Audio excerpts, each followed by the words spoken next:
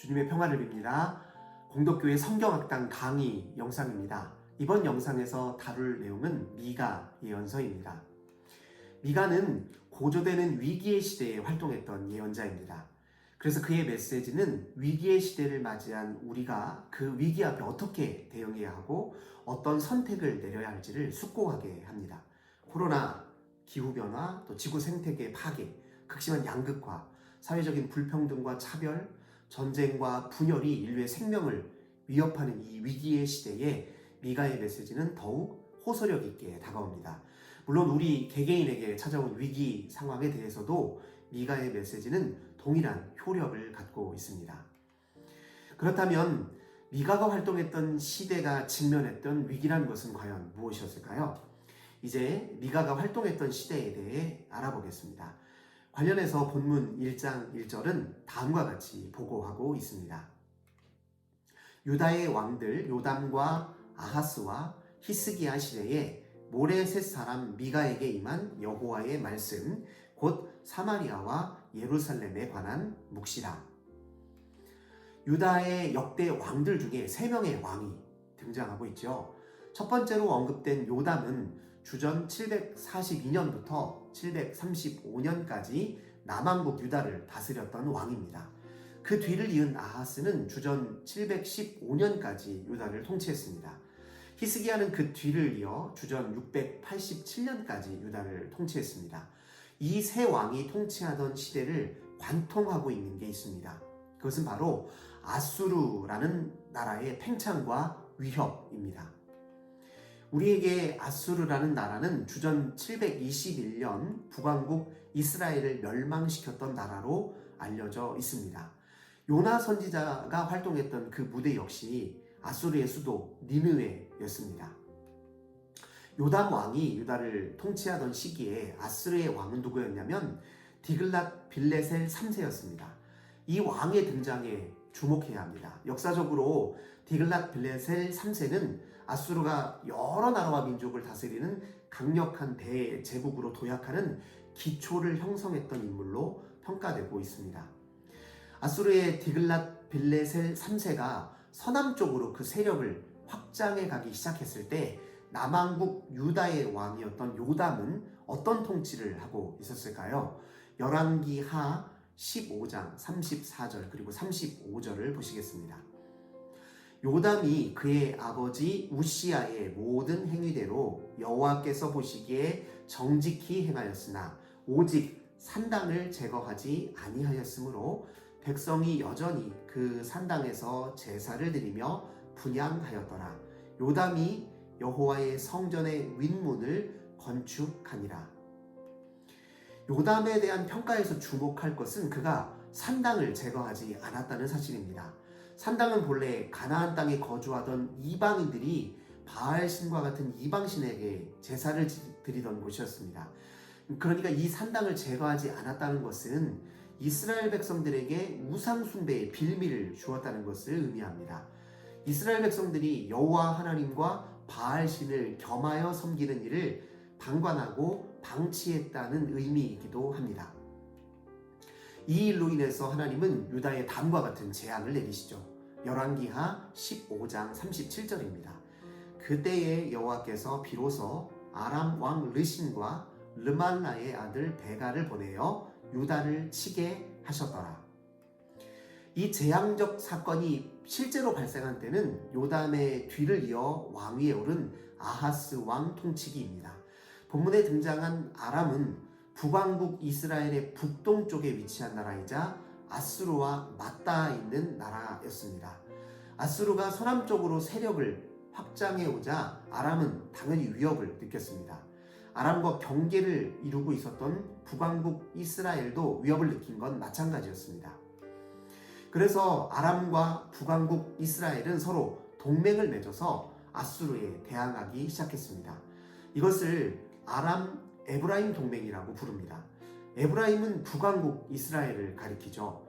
북왕국 이스라엘의 지파들 중에서 가장 규모가 컸던 지파가 에브라임 지파입니다. 그래서 통상 북왕국 이스라엘을 가리킬 때 에브라임이라고 칭하기도 합니다. 아람과 에브라임이 동맹을 맺어 아수르에 저항할 때 유다는 그 동맹에 합류하지 않았습니다. 아람 에브라임 동맹국의 입장에서 보자면 이건 굉장히 못마땅한 일이었습니다. 아수르와 저항할 만한 힘을 얻으려면 유다도 필요했기 때문입니다. 이제 하는 수 없이 아람 에브라임 동맹국은 유다를 얻으려고 유다를 침공했습니다. 이때 유다의 왕 아하스는 아수르에게 손을 내밀었습니다. 아람 에브라임 동맹국과 유다의 전쟁을 기회 삼아 아수르는 아람을 공략했습니다. 이제 이때다 싶어서 아람을 공격하고 연이어서 아람을 멸망시켰습니다. 그리고 북왕국 이스라엘까지 손에 넣기 직전에 다다릅니다. 아하스는 사실 집권 초부터 이미 친아수르 정책을 시행해 왔습니다. 그는 심지어 아수르의 왕 디글랏 빌레셀 3세를 만나러 다메섹에 갔다가 그곳에서 이제 이방 신에게 제사 드리는 제단을 보았는데 그 제단이 너무 마음에 들어서 그걸 본떠서 예루살렘 성전에까지 들여놓았습니다. 이건 아수르의 영향력이 그만큼 이스라엘의 신앙의 영역에까지 깊이 파고들었다는 점을 상징적으로 말해주고 있습니다. 아람을 손에 넣은 아수르는 거기에서 멈추지 않고 남으로 돌진했습니다. 그리고 마침내 주전 721년 북왕국 이스라엘까지 점령했습니다. 다음 차례는 물론 남왕국 유다였습니다. 이때 지중해 연안의 블레셋이 애굽과 연합해서 아수르에 저항하려고도 했지만 속수무책이었습니다. 남왕국 유다도 파국이 머지 않아 보였습니다. 실제로 사네립이라는 왕이 아수르를 통치하던 시기에 예루살렘을 제외한 전 유다 전역이 아수르의 손에 넘어갔습니다. 사네립 왕이 유다의 견고한 성읍들을 하나하나 점령해 갈 때 당시 유다의 왕이 누구였냐면 히스기야 왕이었습니다. 히스기야는 어떤 왕으로 평가됩니까? 그는 종교 개혁을 통해서 산당들을 제거하고 우상들을 철폐한 왕으로 새로운 다윗 시대를 열 왕이라 그렇게 평가되고 있었던 인물입니다. 하지만 아수르의 강한 기세 앞에서 그도 처음에는 무기력하게 굴복하고 말았습니다. 열왕기하 18장 14절에서 16절을 보십시오. 유다의 왕 히스기야가 라기스로 사람을 보내어 아수르 왕에게 이르되 내가 범죄하였나이다. 나를 떠나 돌아가소서. 왕이 내게 지우시는 것을 내가 당하리이다 하였더니 아수르 왕이 곧 은 300달란트와 금 30달란트를 정하여 유다 왕 히스기야에게 내게 한지라. 히스기야가 이에 여호와의 성전과 왕궁 곳간에 있는 은을 다 내어주었고 또 그때에 유다 왕 히스기야가 여호와의 성전 문의 금과 자기가 모든 기둥에 입힌 금을 벗겨 모두 아수르 왕에게 주었더라. 이건 사실 불신앙적 판단과 행동이었습니다. 만유의 통치자이신 하나님을 인정하지 않는 행동이었고 하나님의 통치를 신뢰하지 않는 행동이었습니다. 위기의 순간에 두려움에 압도되면 인간적이고 세속적이고 그리고 통속적인 방식을 따라 대응하기 쉽죠. 힘센 사람 앞에 불복하고 아량을 구하는 건 극히 인간적인 처사입니다. 히스기야가 사실은 이런 인간적인 처사를 내렸던 것이죠. 분명한 건 히스기야가 그 순간에 하나님을 망각하고 있었다는 사실입니다. 히스기야가 이렇게까지 굴욕적인 외교를 펼치긴 했지만 아수르 왕 사네립은 멈추지 않았습니다. 사네립도 그저 자기 욕망과 힘의 논리에 따라 움직였을 뿐입니다. 사네립은 아랑곳하지 않고 대군을 보내서 예루살렘 성을 포위했습니다. 그때 아수르의 대군을 이끌었던 장수는 랍사게였습니다. 랍사게는 히스기야를 모욕하면서 예루살렘 성중의 백성들을 다음과 같이 회유했습니다. 열왕기하 18장 31절 그리고 32절입니다. 너희는 히스기야의 말을 듣지 말라. 아수르 왕의 말씀이 너희는 내게 항복하고 내게로 나아오라. 그리하고 너희는 각각 그의 포도와 무화과를 먹고 또한 각각 자기의 우물에 물을 마시라.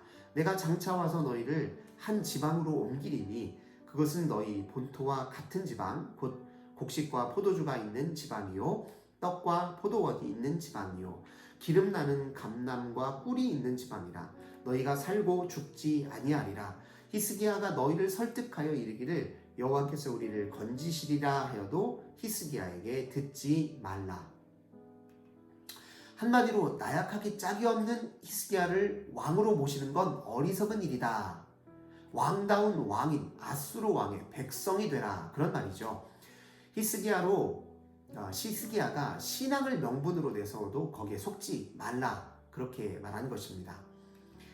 이뿐이 아닙니다. 랍사게는 여호와 하나님을 모독하는 발언까지 이어갑니다. 열왕기하 18장 33절에서 35절입니다. 민족의 신들 중에 어느 한 신이 그의 땅을 아수르 왕의 손에서 건진 자가 있느냐? 하맛과 아르밧의 신들이 어디 있으며 스발와임과 헤나와 아와의 신들이 어디 있느냐? 그들이 사마리아를 내 손에서 건졌느냐?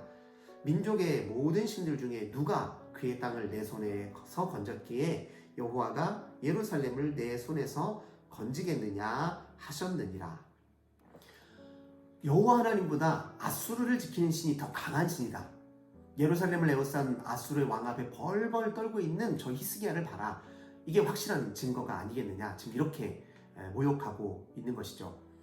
이렇듯 아수르라는 거대한 힘에 압도되어 아무 손도 쓸 수 없는 위기 앞에, 그리고 신앙의 뿌리가 흔들리고 정체성마저 상실해버릴 이 위기 앞에, 이스라엘에 불어닥친 절체절명의 위기 앞에서 미가가 하나님의 부르심을 받았고 하나님의 말씀을 선포했던 것입니다. 미가는 어떤 인물이었을까요? 본문 1장 1절은 그가 모레셋 출신이라고 소개합니다. 모레셋은 예루살렘 남서쪽에 위치한 구릉지대 어딘가로 추정됩니다. 이 구릉지대는 블레셋이 위치한 해안 평야와 유다 산지 사이에 자리 잡고 있습니다. 미가는 당시 사회 지배층들과 권력자들의 만행을 강력하게 고발했습니다. 2장 1절과 2절을 보십시오. 그들이 침상에서 죄를 꾀하며 악을 꾸미고 날이 밝으면 그 손에 힘이 있으므로 그것을 행하는 자는 화 있을진저 밭들을 탐하여 빼앗고 집들을 탐하여 차지하니 그들이 남자와 그의 집과 사람과 그의 산업을 강탈하도다. 3장 2절과 3절도 보십시오. 너희가 선을 미워하고 악을 기뻐하여 내 백성의 가죽을 벗기고 그 뼈에서 살을 뜯어 그들의 살을 먹으며 그 가죽을 벗기며 그 뼈를 꺾어 다지기를 냄비와 솥 가운데에 담을 고기처럼 하는도다. 미가는 한마디로 나라를 빼앗길지 모르는 위기 상황에서 백성들을 보호해야 할 사람들이 오히려 자기 탐욕을 채우기 위해서 백성들을 무자비하게 착취하고 있다고 고발하고 있습니다. 이런 맥락에서 미가는 사회 지배층들이 가난한 자들에게 끼친 해악의 실상을 생생하게 볼 수 있는 위치에 있었던 것으로 추정됩니다.